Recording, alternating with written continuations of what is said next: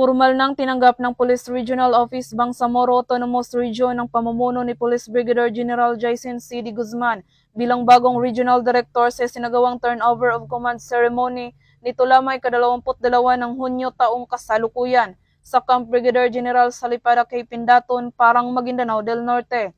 Ang seremonya ay pinangunahan ni Police Lieutenant General Edgar Alan Uukubo, Chief of the Directorial Staff ng PNP, at dinaluhan ng mga opisyal mula sa BARM Government, matataas na opisyal ng PNP, mga kinatawan mula sa LGUs, partner agencies, media at mga peace stakeholders. Si Police Brigadier General D. Guzman ay pumalit kay Police Brigadier General Romeo Juan Macapaz na ngayon ay nagsisilbing Acting Director ng PNP Criminal Investigation and Detection Group. Sa kanyang mensahe, taos-pusong nagpapasalamat si Police Brigadier General Macapaz sa mga tauhan ng PROBAR at binigyang diin ang mga tagumpay sa ilalim ng kanyang pamumuno na nakatuon sa profesionalismo, serbisyo at pananagutan. Samantala, tiniyak ni Police Brigadier General D. Guzman ang kanyang buong paninindigan sa pagpapairal ng integridad, profesionalismo at pagkakaisa sa pamumuno ng PROBAR. Support.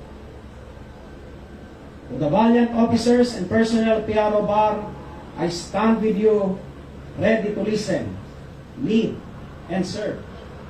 Let us work with integrity, professionalism, and unwavering unity to build a police force that is disciplined, dependable, and deeply rooted in service to the Bangsamoro people.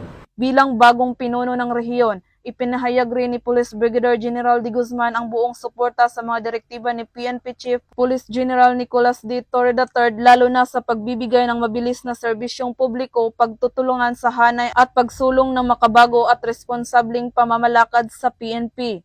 Ang seremonyang ito ay simbolo ng pagpapatuloy ng makabuluhang pamumuno sa rehiyon na nakatuon sa kapayapaan, kaayusan at pag-unlad ng Bangsamoro. Mula rito sa rehiyon ng Bangsamoro, ako ang inyong PNN correspondent, Patrolwoman Maricris Algabre, alagad ng batas, taga-taguyod ng Balitang Pulis.